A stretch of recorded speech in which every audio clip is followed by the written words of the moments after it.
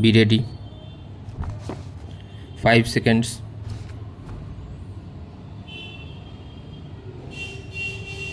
Start. I am glad to welcome you to this conference.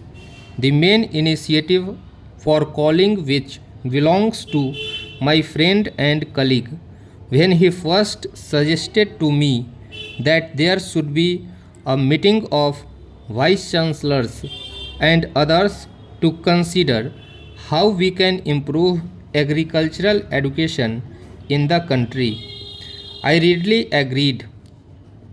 There is perhaps no single issue which is of greater importance for the future well being of our country. A hard fact which we must face is that the economic life of India is not properly balanced between agriculture and industry. Though there has been considerable development in industry in India in the last 50 years, we cannot by any means call India as industrial country. The basis of our life is still agricultural, and the vast majority of our people depend on agriculture for their livelihood. In fact, curious as it may seem, the pressure on the land has, on the whole, been increasing in spite of the growth of our industries. It is therefore all the more regrettable that we cannot produce enough food even to meet our requirements. Roughly 80% of our people are in some way or the other connected with the land, and yet we have to depend upon foreign countries to get enough food for our people. In sharp contrast, we find that the USA, where not even one fifth of the people work on the land, not only produces all its food but exports vast quantities to other parts of the world. We must therefore ask ourselves the reason why, with 4/5 of our people on the land, we are still deficit in food supply, whereas other countries which do not use even 1/5 of their manpower for the production of food are surplus areas. A searching inquiry into this problem is more necessary as our position has not always been so bad as it is today. Until some years ago, we have in fact been exporting wheat and other food grains, but since 1983, we seem to be suffering from a perpetual shortage. You all know about the efforts of the governments, both at the center and the states, to increase the production of food through the Grow More Food campaign.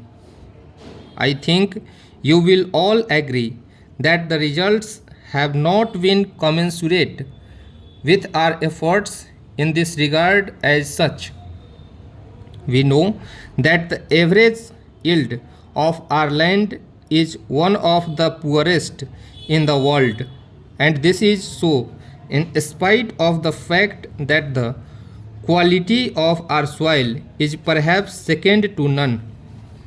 The only explanation is that our methods of agriculture are not fully effective.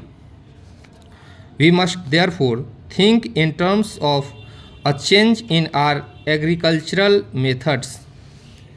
This can be achieved only if our agricultural education is thoroughly recast.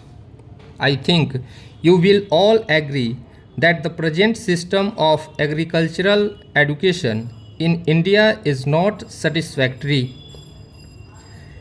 It has not proved adequate even in normal times. During an emergency like the present, Its shortcomings are only too apparent.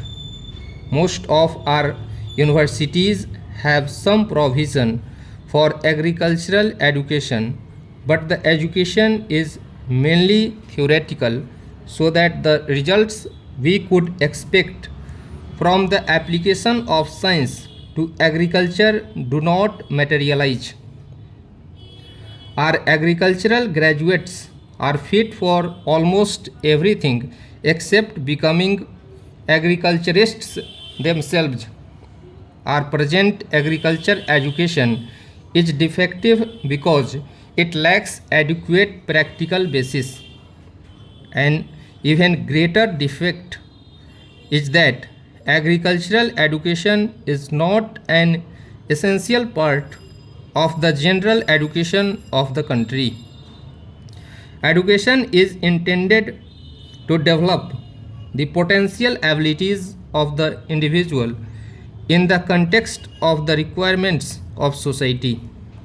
In a country like India, where agriculture is not only the main profession but the dominant way of life, it is necessary that agriculture must enter intimately into every aspect of general education. We are now planning to transform the system of our primary education by converting it into basic education.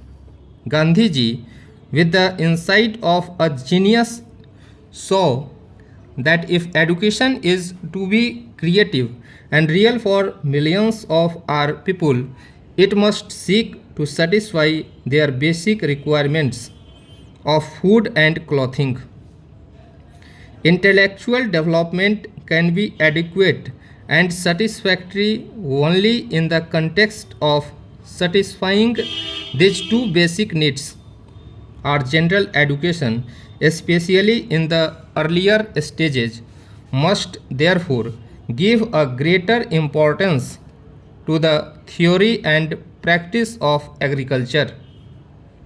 I have for some time been considering the question of having some kind of conscription by which all students in our colleges and universities would be compelled to work for a period in fields and factories.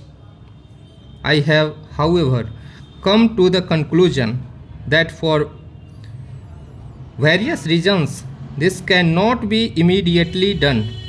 In Western countries, the labor of young people has been effectively and usefully employed, as the problem of these countries is primarily one of shortage of labor. In our country, if there is an excess in anything, it is that of manpower. It will not be incorrect to say that almost all Indians are underemployed.